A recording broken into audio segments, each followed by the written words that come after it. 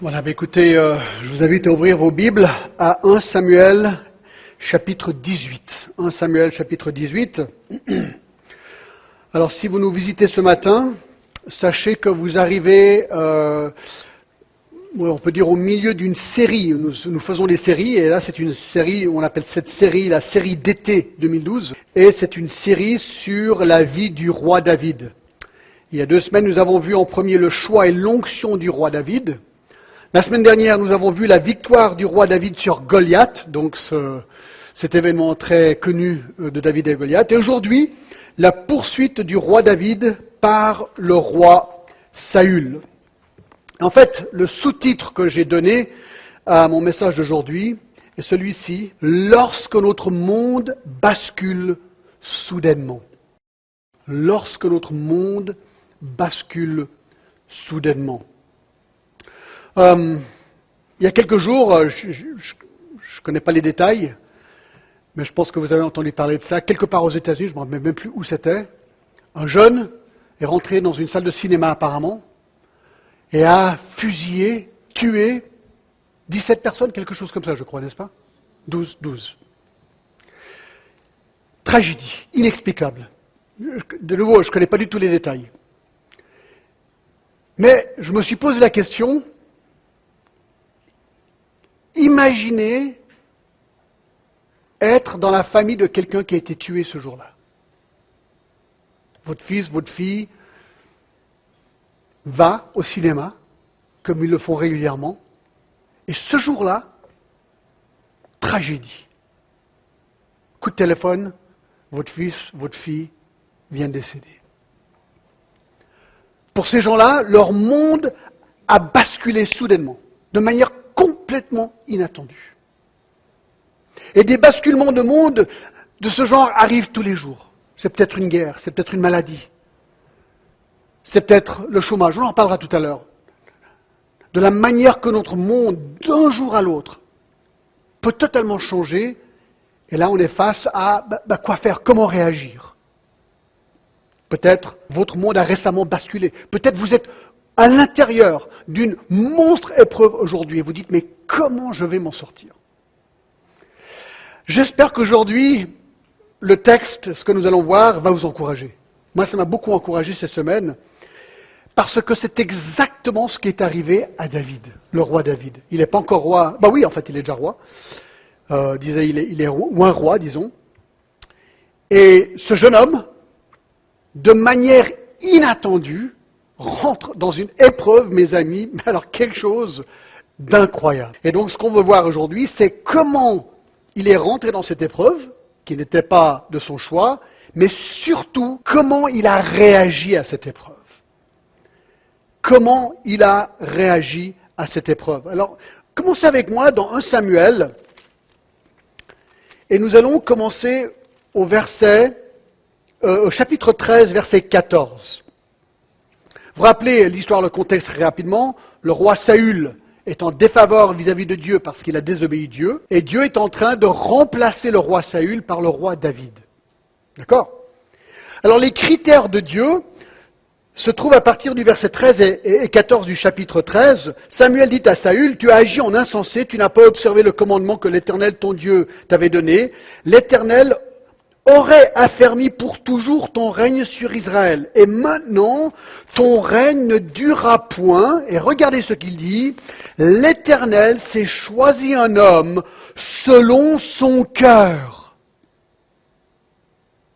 Et l'Éternel l'a destiné à être le chef de son peuple, parce que tu n'as point observé ce que l'Éternel t'a commandé. » Ce que nous avons déjà tracé les 2 derniers dimanches, c'est que la clé ici, dans la vie de David, c'est qu'il avait un cœur selon Dieu.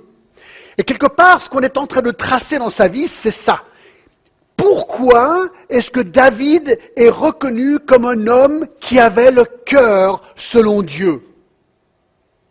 Alors on le voit au verset 14, « Parce que tu n'as pas observé ce que l'Éternel t'avait commandé », impliqué, David le fait. David est un homme qui aime Dieu, ses désirs sont les désirs de Dieu, et il obéit Dieu. Alors on verra dans les semaines à venir que parfois, ce n'était pas toujours gagné. On est d'accord. Mais globalement, c'est un homme qui aimait Dieu profondément.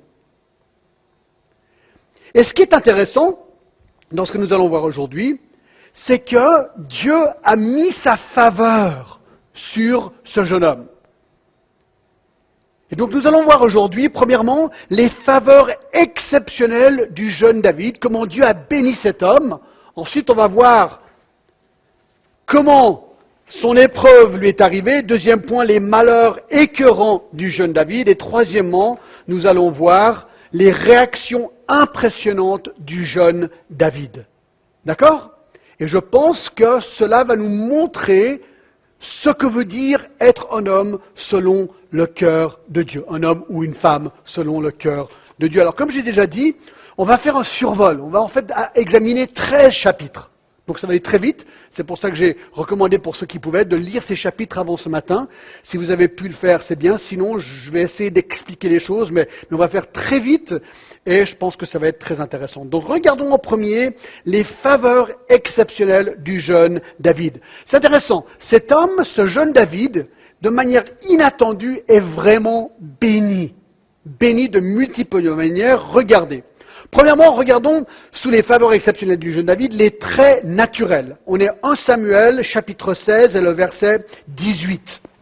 D'accord, il est dit, vous vous rappelez que lorsque Samuel est en train de rechercher qui sera ce nouveau roi, alors il est finalement choisi, et nous avons aussi à un moment donné cette description de David, chapitre 16, verset 18, l'un des serviteurs prit la parole et dit, « Voici, j'ai vu un fils d'Ésaïe, donc Saül cherchait un musicien, un Bethléméite qui sait jouer, donc c'était un bon musicien, c'est aussi un homme fort et vaillant, donc on a vu qu'il était baraqué, on a déjà vu ça la semaine dernière, un guerrier, donc il était un guerrier, un combattant, parlant bien, il était doué en parole, il avait une belle figure, donc un bel homme, il était beau, d'accord, et il était aussi un bon berger, puisqu'il était en train de faire paître les brebis de son père. Donc quelque part, on pourrait dire que physiquement, ou naturellement, il avait les traits top niveau. C'est pas mal, mais gare à celui qui met sa confiance uniquement dans les traits externes d'une personne. Car au verset 7 du même chapitre, l'Éternel dit à Samuel, ne prends point garde à son apparence et à la hauteur de sa taille, car je l'ai rejeté. Parlant de Eliab, quand Eliab c'était un des frères de David, lorsque Samuel qui devait oindre le nouveau roi a vu Eliab, il s'est dit, waouh, il a la carrure parfaite pour être roi. Et Dieu lui dit, fais attention, parce que c'est pas ça le critère. Alors c'est pas un mal d'avoir ces critères, mais c'est pas ces critères-là qui font la différence. Bref, on peut simplement dire ici que David avait des traits naturels, une sorte de faveur de Dieu par rapport à cela. Mais regardez le point 2, les traits spirituels de David. Chapitre 13, 14, on vient de le voir, il avait un cœur selon Dieu. Au chapitre 13, 14, on a aussi vu que cela voulait dire qu'il était obéissant. Donc, David aimait Dieu et déjà voulait être obéissant vis-à-vis de Dieu. Et acte 13, 22, je vais vous le lire. Ceci un petit peu en guise de révision la semaine prochaine. Acte 13, 22, nous lisons ceci. Il dit, « J'ai trouvé David, fils d'Isaïe, homme selon mon cœur, qui accomplira toutes mes volontés. » Donc, il avait des traits naturels. Deuxièmement, il a des traits spirituels. Mais il y a beaucoup d'autres choses, beaucoup d'autres faveurs de bénédiction que reçoit ce jeune garçon. Troisièmement, l'onction, et j'ai envie d'ajouter inattendue, de David. Regardez, chapitre 16, verset 1. L'Éternel dit à Samuel, « Quand cesseras-tu de pleurer sur Saül? Je l'ai rejeté afin qu'il ne règne plus sur Israël. Remplis ta corne d'huile et va. Et je t'enverrai chez Isaïe, Bethléemite, car j'ai vu parmi ses fils celui que je désire pour toi. » Donc Dieu savait déjà qu'il allait mettre en tant que roi. Verset 11. Puis Samuel dit à Isaïe, une fois qu'il voit ses autres fils, et il ne pense pas que là, il y a le futur roi, « Sont-ce là tous tes fils ?» Et il répondit, « Il reste encore le plus jeune, mais il fait paître les brebis. » Alors Samuel dit à Isaïe, « Envoie-le chercher, car nous ne nous placerons point qu'il ne soit venu ici. » Isaïe l'envoya chercher, il était blond, avec des beaux yeux, une belle figure. L'Éternel dit à Samuel, lève-toi, oins-le, car c'est lui. Alors écoutez, on va vous chercher, vous êtes berger dans les champs, en train de jouer votre harpe. Tout d'un coup, il y a les gens qui viennent en courant. Viens, viens, il y a le prophète Samuel qui te veut. Ah bon? Pourquoi? Viens, viens, viens. Alors il rentre à la maison, là, il arrive, il n'a aucune idée de ce qui se passe. Samuel, le prophète, est là. Peut-être qu'il a un peu peur. Moi, je ne sais pas, un prophète, peut-être ça faisait un peu peur. Et tout d'un coup, il arrive, Samuel prend la corne d'huile, verset 13, et l'oignit au milieu de ses frères. L'huile. L'esprit de l'Éternel saisit David à partir de ce jour-là, et dans sa suite, Samuel se leva et s'en alla à Rama. Alors là, mes amis, mais alors David ne s'y attend, mais alors pas du tout. L'onction inattendue, une bénédiction inattendue. 4. L'embauche inattendue de David. Alors maintenant, c'est dans cette histoire fascinante, David doit rencontrer le roi Saül. Comment ça se passe? Chapitre 16, verset 14. Regardez. L'esprit de l'Éternel se retira de Saül, qui fut agité par un mauvais esprit venant de l'Éternel. On a vu ça la semaine dernière. Donc Saül est en défaveur. Dieu, bien sûr, est souverain sur les démons, sur Satan, et peut utiliser les démons et les Satans pour son but. Et ici, il frappe Saül d'un mauvais esprit. C'est ce que le texte dit. Les serviteurs de Saül lui dirent, « Voici un mauvais esprit de Dieu t'agite.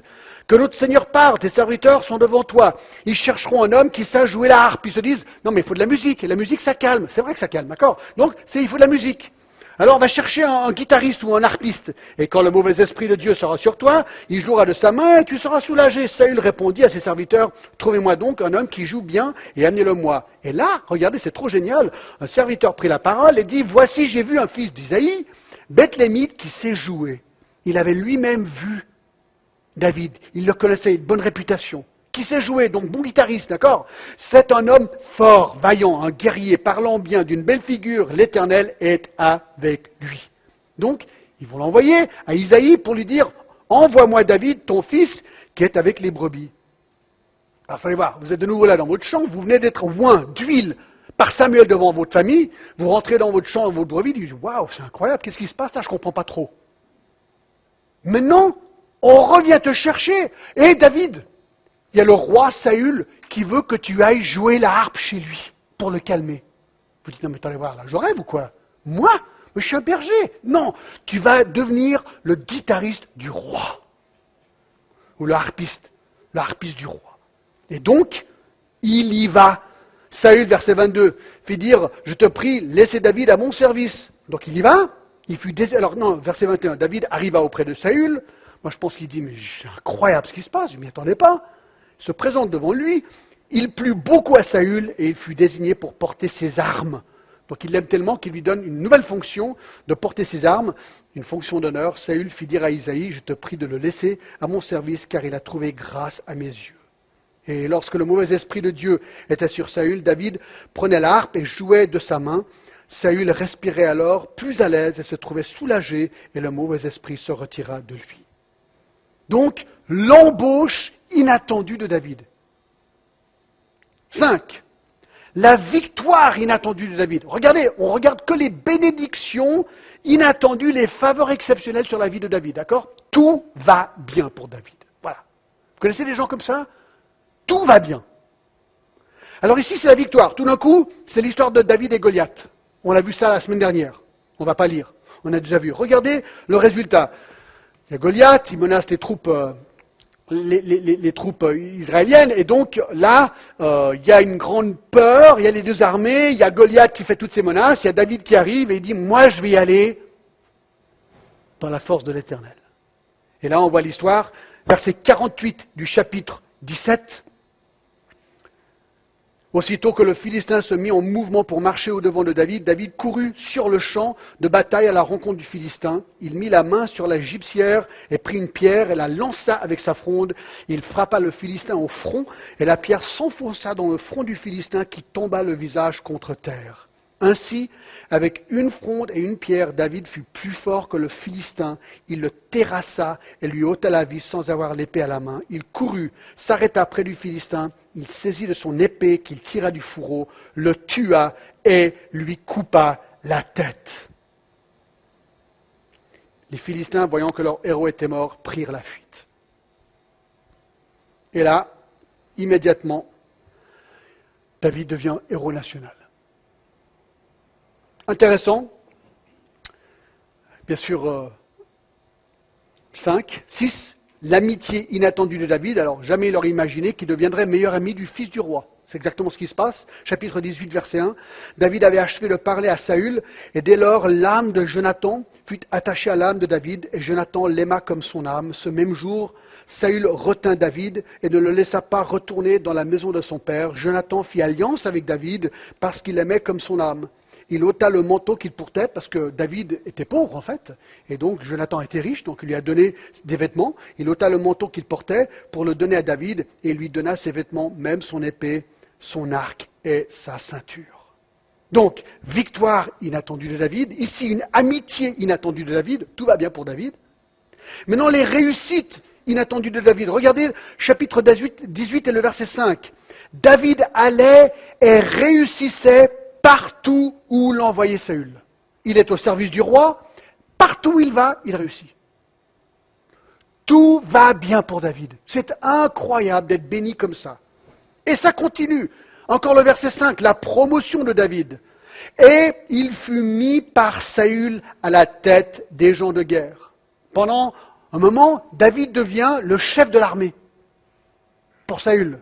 Allez voir, le berger harpiste devient le chef des armées de Saül. Il est en train de se gratter la tête, David. Mais qu'est-ce qui m'arrive? C'est trop incroyable quand même d'être catapulté comme ça dans la faveur du roi. Et c'est pas fini.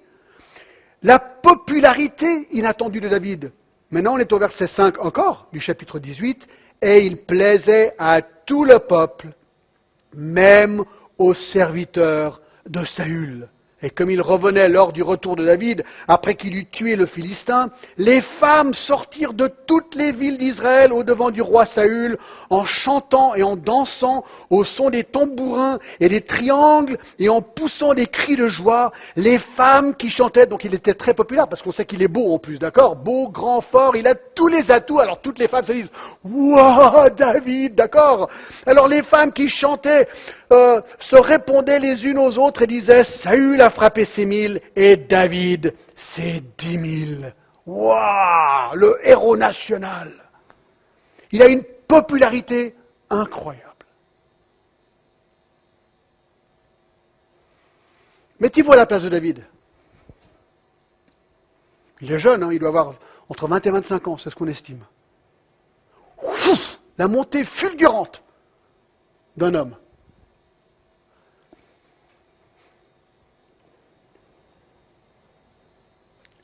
Le problème, vous allez le voir, regardez. Regardez le verset 8. Saül fut très irrité, et cela lui déplut. Le roi devient jaloux. Il dit, on en donne 10 000 à David, et c'est à moi que l'on donne les 1000. Et il lui manque plus que la royauté. Ben oui, Saül est totalement jaloux, et il commence à se dire, mon royaume est menacé. Il est trop populaire, ce David. Les choses vont trop bien pour lui. Et mes amis, c'est à ce moment-là que les choses commencent à changer pour David. Et ce qui est dingue, c'est qu'il en est pour rien. C'est pas lui qui a choisi d'être là. En fait, c'est Dieu. C'est Dieu qui a choisi d'être là. On voit à travers tous ces textes que Dieu est là, il est en train de promouvoir David. Et là, tout d'un coup, clac!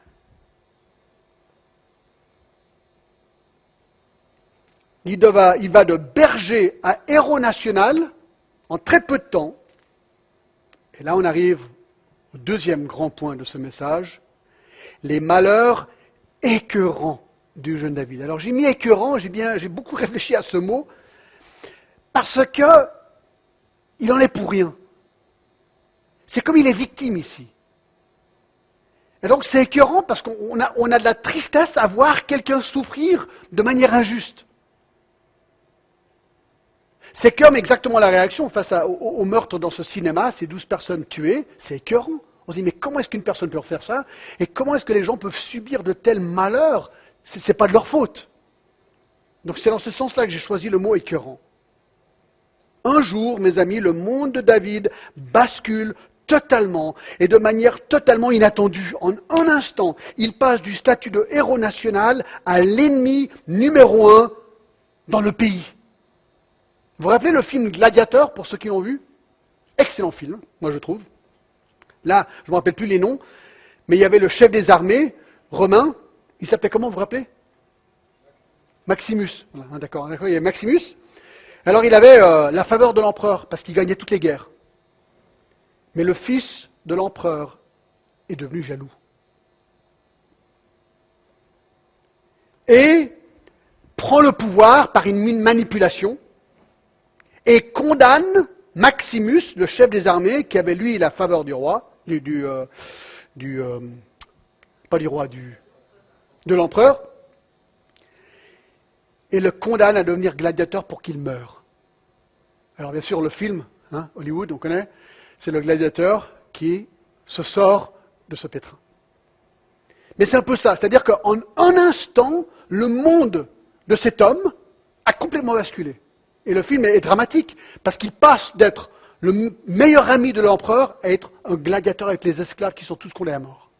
C'est un peu ce qui se passe ici avec David.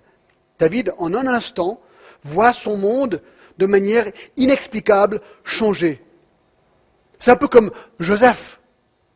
Joseph et ses 12 frères, Joseph qui avait la faveur de son père, Jacob, tout d'un coup, est vendu en esclavage par ses frères et il se retrouve en Égypte esclave. De manière totalement inattendue, son monde bascule. Daniel, le jeune Daniel, qui lui est à Jérusalem, grandit dans une famille et tout d'un coup, Nebuchadnezzar vient, il envahit le pays et il prend Daniel et ses amis et bien d'autres encore et ils deviennent esclaves en Babylonie. Alors bien sûr, le Seigneur l'utilise et l'élève, mais leur monde bascule d'un jour à l'autre. La vie de David ici est soudainement plongée dans une tourmente totale et inexplicable, et il n'y comprend rien. Et vous savez qu'il y a beaucoup de gens qui sont exactement comme David. Il y a beaucoup de gens, la vie va bien, ils ont un bon travail, ils ont une famille, tout se passe bien, et tout d'un coup, clac. Peut-être j'ai entendu parler il y a peut-être 1 ou 2 ans en arrière avec Madoff, la situation de Madoff. Eh bien, il y a une dame qui avait mis toutes ses économies de sa vie. Je crois qu'elle devait avoir 65 ans, et 65 ans, 70 ans, et en un jour, toutes ses économies ont été balayées. Son monde a basculé de manière inattendue. Peut-être c'est un mariage heureux, et un jour à cause d'adultère, tout bascule. Jamais vous auriez imaginé ça. Peut-être c'est au niveau maladie, vous êtes en bonne santé, tout va bien, et un jour vous entendez prononcer ces paroles que personne ne veut entendre. Cancer. Et là, votre monde bascule d'un jour, d'un moment à l'autre. Peut-être c'est un travail, vous avez un super poste quelque part, et l'économie est telle qu'un jour vous entendez ce mot que vous ne voulez jamais entendre, licencié, chômage. Peut-être c'est un décès. J'ai rencontré une fois quelqu'un très brièvement qui, en un accident de voiture, a perdu 6 enfants à Chicago. Leur monde a basculé ce jour-là, comme ça. Peut-être vous êtes un jeune couple et vous espérez avoir une famille normale et votre enfant naît handicapé. Et votre monde vient de basculer parce que ce n'est pas du tout comme ça que vous l'imaginiez. Il y a tellement de choses qui peuvent faire basculer un monde. Alors comment réagir à ce moment-là? Alors de quelle manière est-ce que le monde de David a basculé? Je résume, très simple. Vous êtes prêts? Héros national. Grande popularité, tout va bien. Et en un jour, on veut sa mort. Le roi du pays et toute son armée essayent de vous tuer. Et ce que nous allons voir maintenant, c'est les 7 tentatives de meurtre contre David. Vous devenez l'homme le plus traqué du pays. Et on veut votre peau. Ça, jamais vous auriez imaginé que ça allait vous arriver. Alors, voyons déjà les raisons pour les tentatives de meurtre de Saül contre David.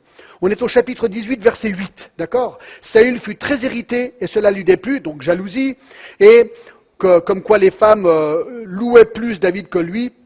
Et alors il dit, il ne lui manque plus que la royauté au verset 8. Et Saül regarda David d'un mauvais œil et à partir de ce jour-là et dans la suite. Alors je crois qu'il y a une autre raison, c'est le chapitre 18 et le verset 10. Le lendemain, le mauvais esprit de Dieu saisit Saül, qui eut des transports au milieu de la maison de David.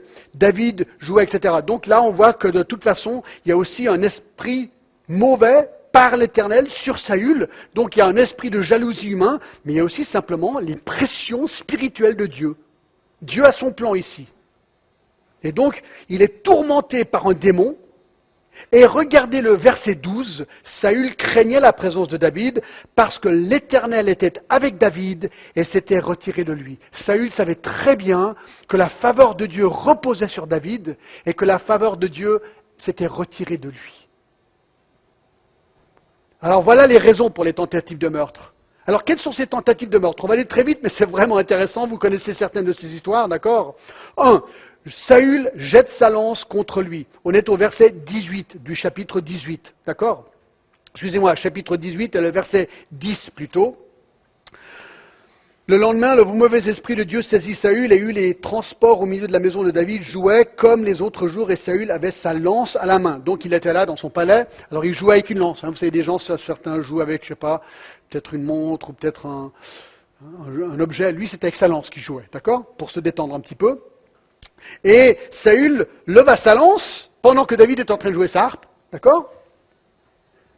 Disant lui-même, je frapperai David contre la paroi.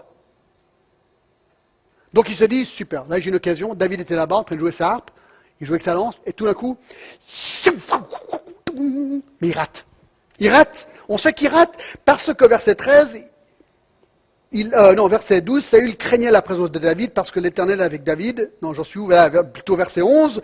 Je frapperai David contre la paroi, mais David se détourna de lui 2 fois.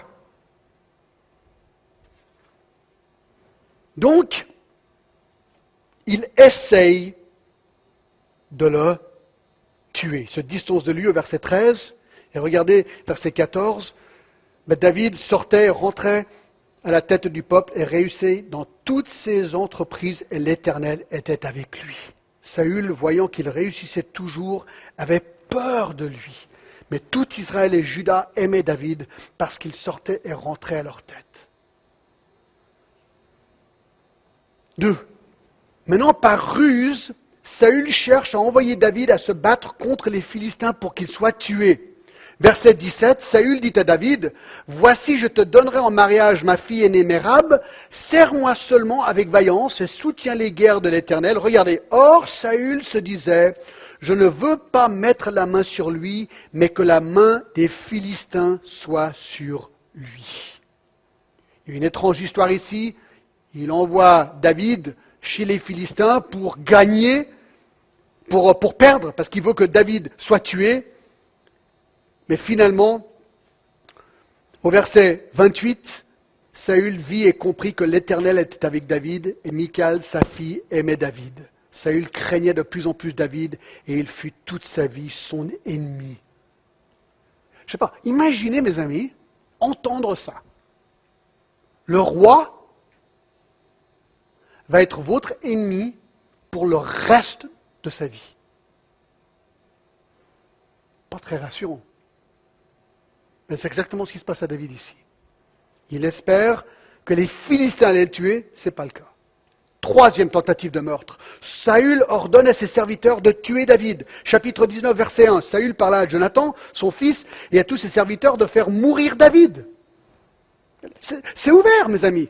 Et ça, c'est le problème avec les monarchies à l'époque. C'est là où Calvin a beaucoup changé les choses dans le monde. Parce qu'avec Calvin, ils ont réalisé que les monarchies avaient tous les pouvoirs. Et si un monarque voulait, pour X raisons, tuer des chrétiens, c'est ce qu'ils ont fait par exemple en France et dans beaucoup de pays, eh bien, personne ne pouvait rien faire.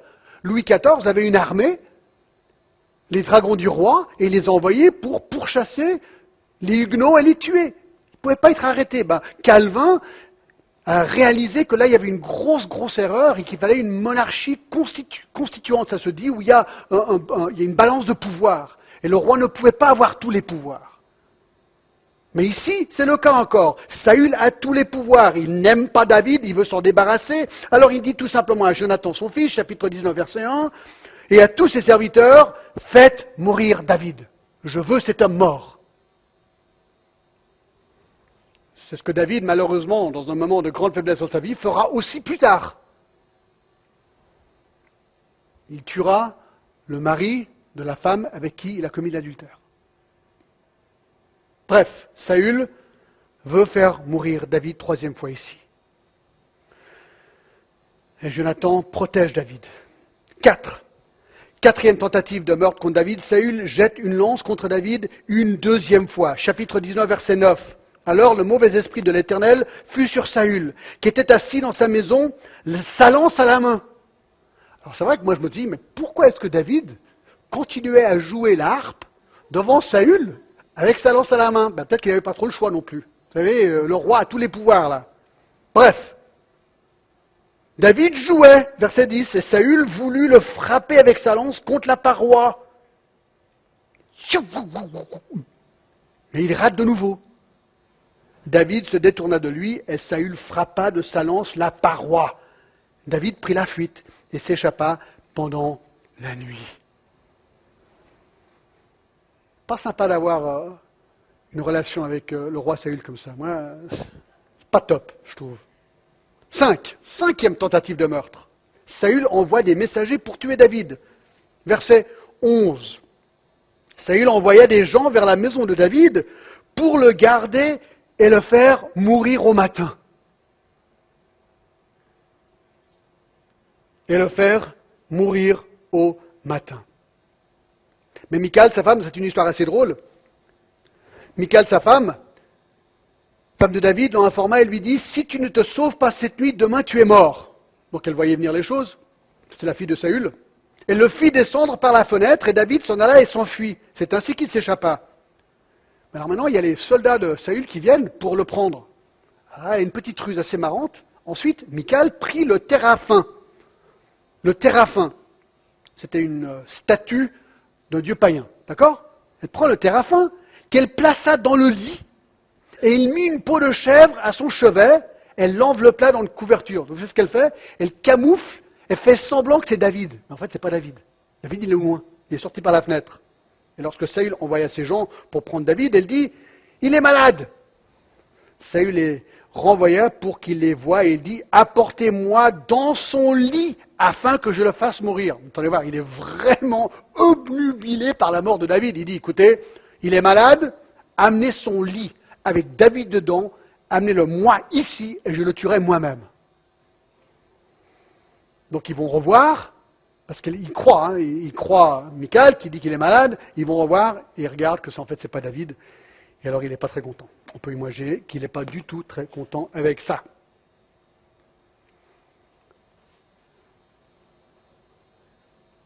« 6.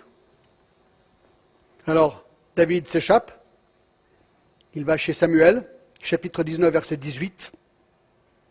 C'est ainsi que David prit la fuite et qu'il s'échappa. Il se rendit auprès de Samuel à Rama. Il lui raconta tout ce que Saül lui avait fait, puis il alla avec Samuel demeurer à Najot. Mais regardez, verset 20, Saül envoya des gens pour prendre David. 6e tentative de meurtre et 7e tentative de meurtre, chapitre 20, verset 30.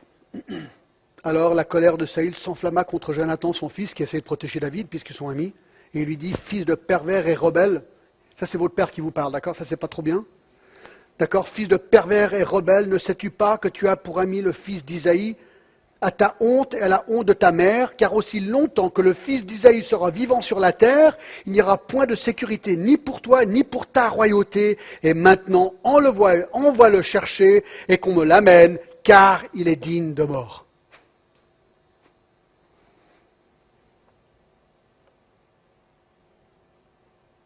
Et à partir de là, la traque commence. David devient un homme pourchassé. Il fuit et il part. Et la traque dure jusqu'à la fin de 1 Samuel, jusqu'au chapitre 31. Alors, qu'est-ce qu'on est en train de voir? Première chose, on a vu que ce jeune homme, qui est berger, un jour, dans les champs, il aime le Seigneur, il essaie de fidèle avec le Seigneur, tout d'un coup, il est béni. Béni de manière inimaginable. Tout commence à aller bien dans sa vie. Les traits naturels, les traits spirituels, l'onction, l'embauche, la victoire sur Goliath, l'amitié de David, les réussites, ses promotions, sa popularité, tout va bien. Et un jour, tout bascule. Tout bascule. En un instant, il devient l'ennemi numéro 1 du pays. Et le roi du pays et toute son armée veulent sa peau, veulent qu'il meure, avec 7 tentatives de meurtre. Et on peut en fait en compter plus, mais les 7 vraiment clairs ici. Alors là, on arrive au troisième, au dernier point, et je pense qu'il est vraiment intéressant. Si on était David, comment on aurait réagi? Comment vous auriez réagi? Qu'est-ce qu'on fait dans ces moments?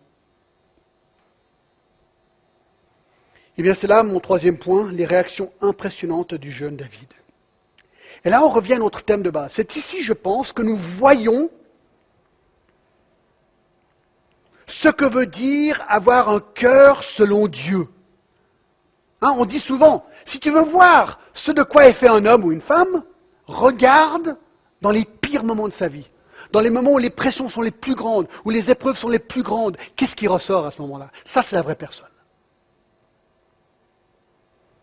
Alors, les moments difficiles sont difficiles. On va voir que c'était très dur, ces moments pour David. Très, très dur. Des moments très difficiles. Mais c'est dans ces moments qu'on voit les vraies couleurs d'une vie. Quand notre monde s'écroule autour de nous, quand tout va mal, notre foi en Dieu se révèle pour ce qu'elle est vraiment. Et c'est vrai que la Bible fait éloge de David jusqu'ici,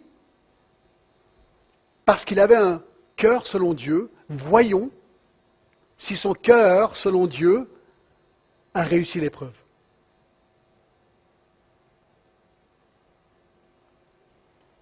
Nous voyons un homme très humain dans ses réactions, qui réagit globalement d'une manière impressionnante, qui révèle où est son cœur.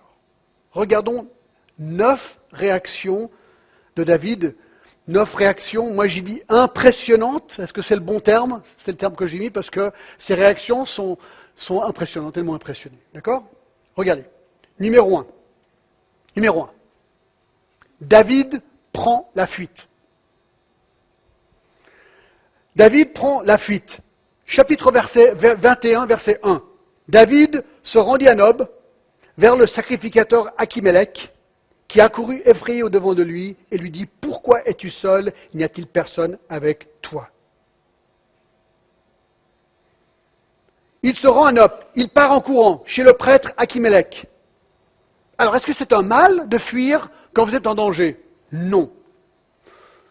Non, ce n'est pas un mal si vous êtes en danger, surtout si vous êtes pourchassé injustement par quelqu'un qui veut votre peau. C'est recommandé de fuir, d'accord? Même Jésus a dit, lorsque vous êtes persécuté, Matthieu 10, 23, quand on vous persécutera dans une ville, fuyez dans une autre. Ce n'est pas un mal de fuir face à l'injustice. Alors bien sûr, il a faim, verset 3 maintenant. Est-ce que tu as quelque chose sous la main? Donc il a envie de manger. Donne-moi 5 pains. Où est-ce que tu trouveras? Alors il lui donne du pain consacré et aussi l'épée de Goliath, qu'on verra, enfin, il lui donne l'épée de Goliath qui est là. Alors ceci suggère qu'il y avait peut-être l'arche de l'Alliance, ici, qui se trouvait dans cette ville à ce moment-là. Intéressant que Jésus fait mention du pain consacré qui lui est donné ici dans Matthieu 12, 3 à 4, pour montrer que la vie sainte est plus importante que le pain qui est saint. Donc il a pris ce pain, il n'aurait pas dû, parce qu'il était réservé aux prêtres, mais il lui a quand même donné. Et Jésus en parle dans Matthieu 12, 3 à 4. Mais le problème de David se trouve au verset 7. Là, le même jour, un homme d'entre les serviteurs de Saül se trouvait enfermé devant l'Éternel. C'était un Édomite nommé Doeg, chef des bergers de Saül. Donc il y avait un homme qui travaillait pour Saül, qui était là et qui a vu ce qui s'est passé entre David et le prêtre. Et ce gars s'appelait Doeg. C'est un nom que je trouve pas top, personnellement, d'accord? Doeg. Et si vous enlevez le O, ça fait Deg, d'accord? Mais ça n'a rien à voir avec rien. Mais il a un gros problème. Doeg reviendra tout à l'heure, d'accord? Je voulais simplement que vous voyez que Doeg voit ce qui se passe. D'accord? Donc première réaction, il prend la fuite. Deuxième réaction, David fait le fou. David fait le fou. Vous connaissez peut-être cette histoire. Chapitre 21, verset 10. David se leva et s'enfuit le même jour loin de Saül. Il arriva chez Achish, roi de Gath. Les serviteurs d'Achish lui dirent, « N'est-ce pas là David, roi du pays? N'est-ce pas celui pour qui l'on chantait en dansant? Saül a frappé ses 1000 et David ses 10 000. » Donc il est en terre philistine, il est en terre d'ennemis. Mais eux, ils avaient entendu parler des éloges de ce futur David, qui avait été oint roi bientôt. Alors ils disent, mais on le reconnaît, c'est David. Alors David prend à cœur ses paroles, ça veut dire qu'il a un peu peur, il dit, aïe aïe aïe, il a une grande crainte d'Achish, roi de Gath. Il se dit, non mais c'est quand même incroyable, je fuis Saül, c'est pas ici que je vais mourir quand même. Alors regardez ce qu'il fait, verset 13, il se montra comme fou à leurs yeux, et fit devant eux des extravagances. Il faisait des marques sur les battants des portes, et il laissait couler sa salive sur sa barbe. Bon, je ne vais pas vous montrer comment il a fait, d'accord? C'est parce que je n'ai pas de barbe, donc je ne peux pas vraiment vous le montrer. Mais je trouve quand même intéressant ce qu'il fait ici. Achish dit à ses serviteurs, vous voyez bien que cet homme a perdu la raison. Pourquoi me l'amenez-vous? Est-ce que je manque de fou pour que vous m'ameniez celui qui et me rendiez témoin de ses extravagances? Faut-il qu'il entre dans ma maison? C'est intéressant, David est dans un étau. Il se rend dans le territoire ennemi pour ne pas être capturé par Saül, mais là il est coincé parce qu'il est dans le monde de ses ennemis. Donc il décide de se déguiser. Voilà, il se déguise, c'est tout ce qu'il fait. Ça me rappelait La Grande Vadrouille, le film. Vous vous rappelez La Grande Vadrouille? À un moment donné, il y a Bourvil et Louis de Funès qui se déguisent en allemand pour ne pas se faire repérer. Alors c'est vrai, c'est très drôle dans le film, c'est un film absolument génial et drôle. Mais voilà, on se déguise, surtout quand on est face à l'injustice. Et c'est ce qu'il fait ici, il se déguise. Alors j'aimerais vous montrer un truc assez intéressant. Le psaume 56. Une des manières de voir les réactions de David, c'est de lire ses psaumes. Parce que David a écrit un journal pendant cette période très difficile dans sa vie. Et ce journal, c'est la plupart des psaumes. Il y a 150 psaumes dans la Bible et la plupart ont été écrits par David. Alors, il y a vraiment des perles ici. Le psaume 56, par exemple, c'est un psaume qui a été apparemment écrit à cette période dans sa vie. Regardez, on est au psaume 56, on ne va pas tout lire de tous les psaumes, sinon on serait ici encore très très longtemps. Mais par exemple, au chef des chantres sur colombe de Thérapin lointain, hymne de David, lorsque les Philistins le saisirent à Gath. Il est à Gath, il a été saisi par les Philistins, c'est là qu'il fait le fou pour être libéré. Donc apparemment, il a écrit le psaume 56 à ce moment-là. Et il dit, « Aie pitié de moi, ô Dieu, verset 2, car des hommes me harcèlent. Tous les jours, ils me font la guerre et ils me tourmentent. Tous les jours, mes adversaires me harcèlent. Ils sont nombreux, ils me font la guerre comme des hautains.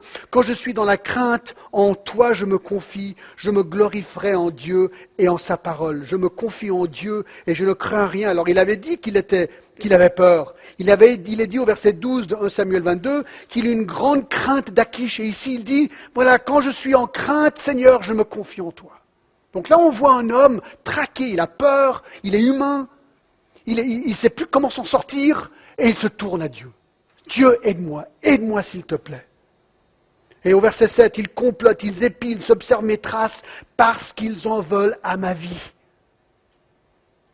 Et verset 11, je me glorifierai en Dieu, en sa parole. Je me glorifierai en l'Éternel, en sa parole. Je me confie en Dieu et je ne crains rien. Que peuvent me faire les hommes? Ça, c'est un homme de Dieu. C'est un homme qui s'est dit, Seigneur, tu es ma ultime protection. Regardez encore le psaume 34. Le psaume 34, merveilleux. On sait qu'il l'a écrit à ce moment-là, regardez le verset 1, de David, lorsqu'il contrefit l'insensé en présence d'Abimélec et qu'il s'en alla chasser par lui. Donc c'est au moment où il fait le fou. Il écrit ce psaume. Je bénirai l'Éternel en tout temps. Sa louange sera toujours sur ma bouche. Verset 5, j'ai cherché l'Éternel, il m'a répondu, il m'a délivré de toutes mes frayeurs. Il dit, j'ai eu peur, Seigneur, quand je me focalise sur toi, ma frayeur disparaît. Verset 8, l'ange de l'Éternel campe autour de ceux qui le craignent et il les arrache du danger. Sentez et voyez combien l'Éternel est bon. Heureux l'homme qui cherche en lui son refuge. C'est intéressant, il est réaliste, verset 19. L'Éternel est près de ceux qui ont le cœur brisé, et il les sauve ceux qui ont l'esprit dans l'abattement. Le malheur atteint souvent le juste, mais l'Éternel l'en délivre toujours. Il est réaliste. Il dit, le fait que je suis juste, que je marche avec Dieu, que j'aime le Seigneur, que le cœur, mon cœur et le cœur selon Dieu ne m'épargnent pas de l'épreuve. Mais non, l'épreuve fait partie de la vie. Donc je ne devrais jamais me reposer sur les bons jours de ma vie. Parce qu'un bon jour peut changer très très vite. Donc, David prend la fuite. David fait le fou. 3. David, alors attention, il déprime. Il déprime. À un moment donné, le gars, il déprime. Regardez le psaume 13. Sans doute écrit, bon, c'est des érudits qui ont étudié tout ça en détail et qui pensent que ce psaume et d'autres psaumes ont été écrits pendant ce moment, mais regardez, verset 13, psaume 13. Jusqu'à quand, Éternel, m'oublieras-tu sans cesse? Jusqu'à quand me cacheras-tu ta face? Jusqu'à quand aurai-je des soucis dans mon âme? À chaque jour des chagrins dans mon cœur. Jusqu'à quand mon ennemi s'élèvera-t-il contre moi? Le psaume 10 encore. Le psaume 10. Pourquoi, ô Éternel, te tiens-tu éloigné? Pourquoi te caches-tu au temps de la détresse? Le méchant dans son orgueil poursuit les malheureux. Ils sont victimes des trames qu'il a conçues, car le méchant se glorifie de sa convoitise et le ravisseur outrage, méprise l'Éternel. Le méchant dit avec arrogance, il ne punit pas, il n'y a point de Dieu. David, il dit, mais Seigneur, je ne comprends pas. Fais quelque chose. C'est moi qui t'aime. Je suis dans la galère, le roi Saül te rejette et on a l'impression que tout va bien pour lui. Vous avez déjà eu ces sentiments? C'est ce que j'aime avec David, c'est que c'est un gars vraiment humain. Il est vraiment comme vous et comme moi. Et il réagit là, dans la déprime, il est frustré, il est confus. Bon, mais on voit aussi un David qui, il rentre dans un moment de déprime, ensuite il dit, oui, mais Seigneur, tu sais, je sais que tu es là. Je sais que tu as un plan, donc je m'accroche à toi. Même si j'y comprends rien, je m'accroche à toi. 4. David se ressaisit. David se ressaisit. Dans sa cavale générale, le psaume 40 nous en parle.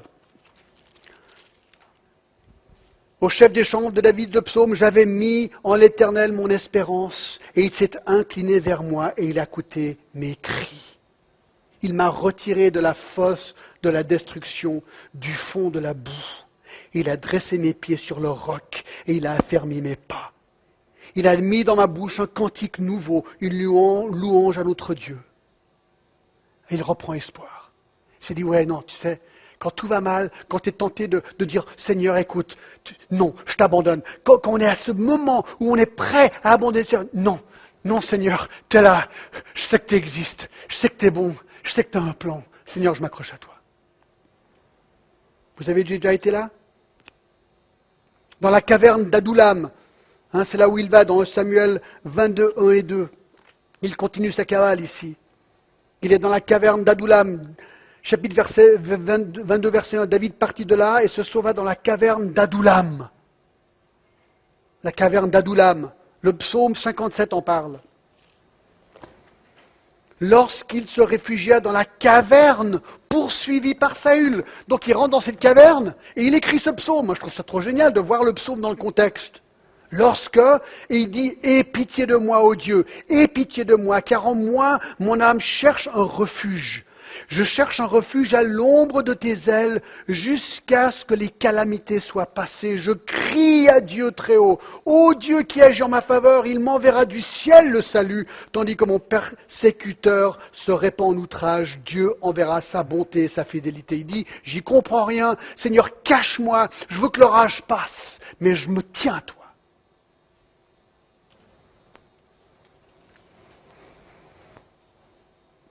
Et ensuite, dans le désert de Zip, 1 Samuel 23, on ne va pas le lire. Bref, il fuit. Il se ressaisit, il remet sa confiance en Dieu. 5. Et là, mes amis, c'est peut-être le truc le plus important ici.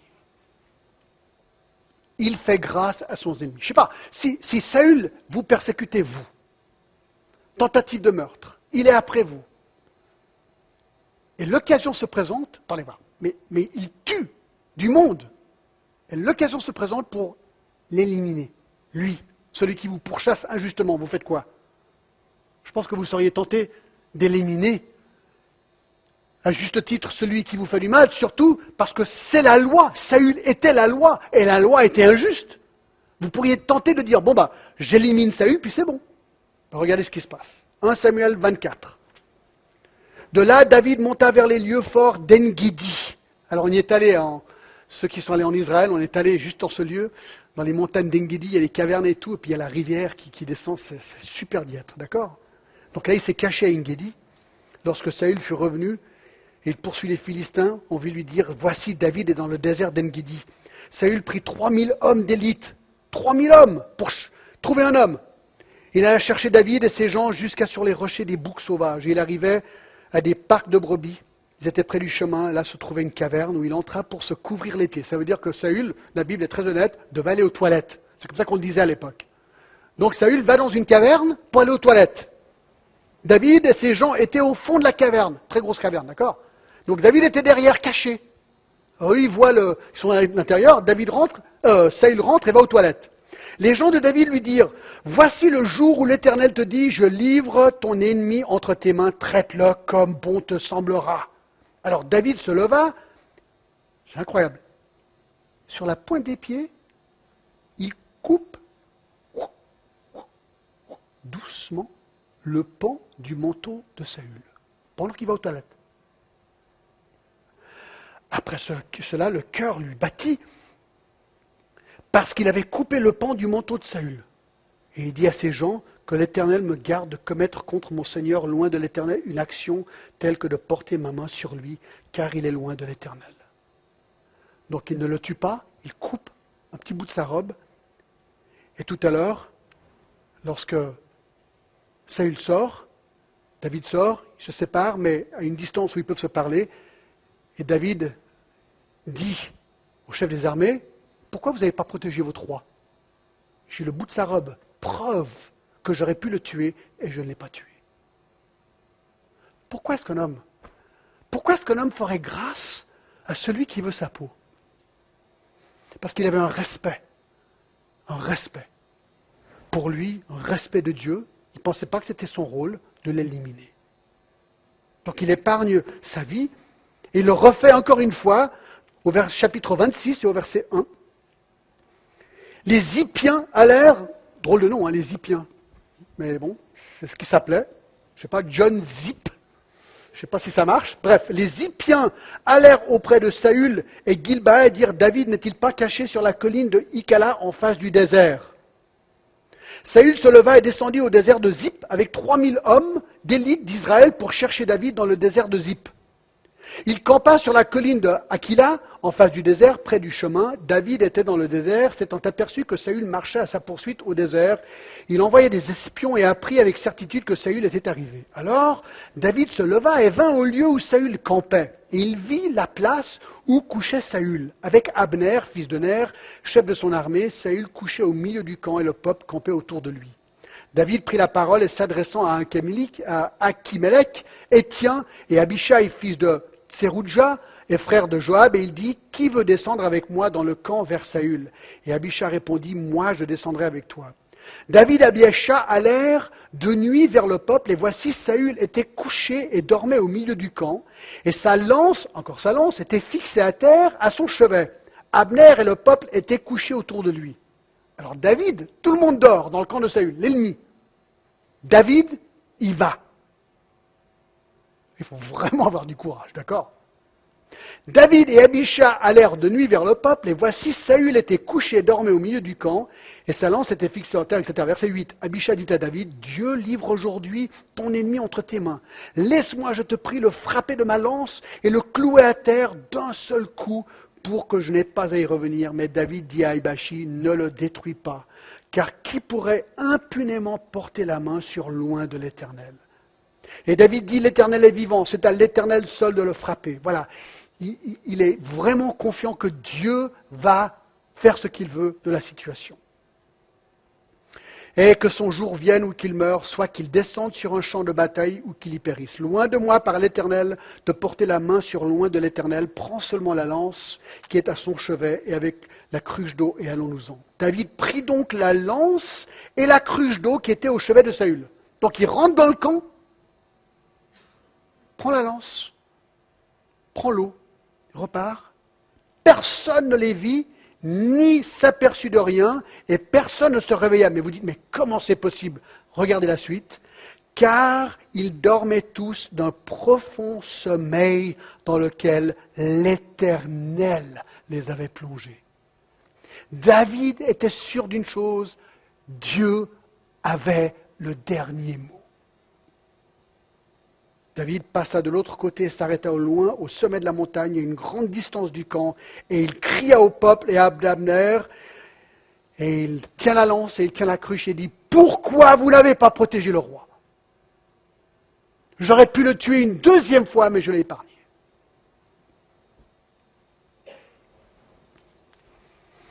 Ça me rappelle Romains 12, qu'on avait vu récemment, juste avant cette série, où Paul dit ceci, « Ne rendez à personne le mal pour le mal, recherchez ce qui est bien devant tous les hommes. Ne vous vengez point vous-même, bien-aimés, mais laissez agir la colère de Dieu. Car il est écrit, à moi la vengeance, à moi la rétribution, dit le Seigneur. Mais si ton ennemi a faim, donne-lui à manger. S'il a soif, donne-lui à boire. Car en agissant ainsi, tu amasseras des charbons ardents sur sa tête. Ne te laisse pas vaincre par le mal, mais surmonte le mal par le bien. » Et là, Saül est dans une déroute totale. Épargné 2 fois par David. 6. David observe son ennemi s'autodétruire. On ne va pas lire. 1 Samuel 28. Saül est dans une déroute totale, il ne sait plus quoi faire. Il avait déjà interdit les sorcières dans le pays. Il va en trouver une. Et il demande à cette sorcière quoi faire. Et par un miracle de Dieu, il y a Samuel qui apparaît. Vous pouvez lire cette histoire dans 1 Samuel 28. Et là, Saül sait que c'est vraiment la fin. Il n'a jamais réglé son problème de colère, jamais réglé son problème de désobéissance, il n'a jamais réglé son problème de sa relation avec Dieu. 7. David fait confiance. 6 encore le point 6. Et finalement, dans 1 Samuel 31, il y a une bataille. Saül se fait blesser et au lieu de mourir par l'ennemi, il décide de se suicider. Et il se donne la mort en tombant sur son épée. Et Saül meurt. 7. 7e point, David fait confiance à Dieu pour son avenir. Et je trouve très intéressant, on est à la fin de 1 Samuel maintenant, 1 Samuel 27. À un moment donné, c'est marrant, on voit David, un homme qui craint Dieu, mais des fois qui a des doutes, il craint Dieu, il a des doutes, c'est normal, c'est humain. Et au chapitre 27, j'espère que c'est juste, verset 1, David dit en lui-même, « Je périrai un jour par la main de Saül. » Je trouve David très humble. Il s'est toujours dit, bon, moi, un jour, c'est certain que je vais certainement mourir de la main de Saül.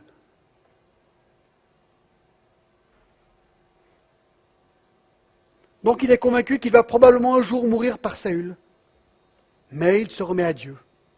Eh bien, sa grande surprise, 2 Samuel, chapitre 2 et le verset 4, c'est la fin de l'histoire. 2 Samuel 2 et le verset 4. Les hommes de Juda vinrent, et là, ils oignirent David pour roi sur la maison de Juda. À sa grande surprise, il a épargné la mort, Saül meurt, David devient le roi d'Israël. Dieu est souverain, il a toujours le dernier mot. Et ça, c'est l'histoire, mes amis. Là, on a vraiment couvert beaucoup de territoire aujourd'hui. Waouh! Qu'est-ce qu'on apprend? C'est quoi la leçon?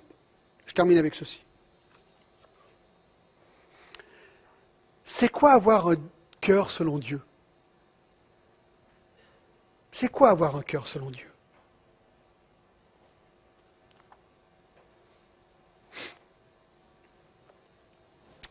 Eh bien, on le voit dans la vie de Jésus.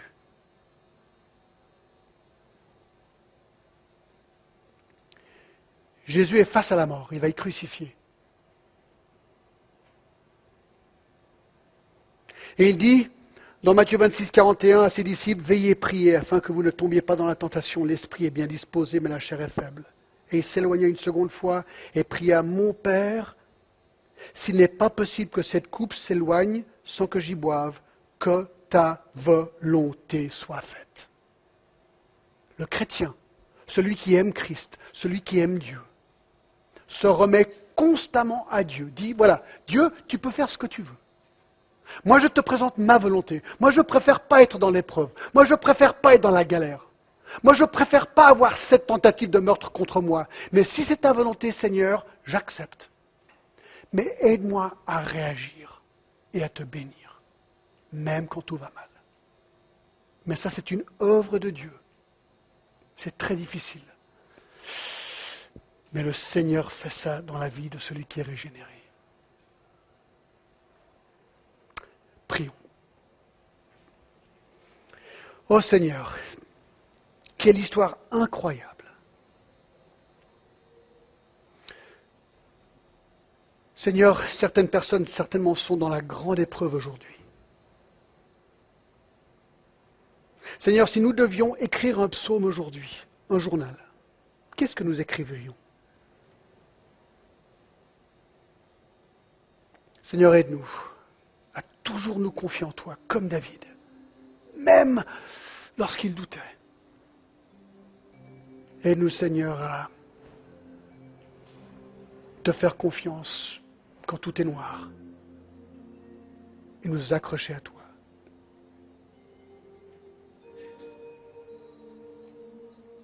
Seigneur, merci de tout cœur. Au nom de Jésus. Amen.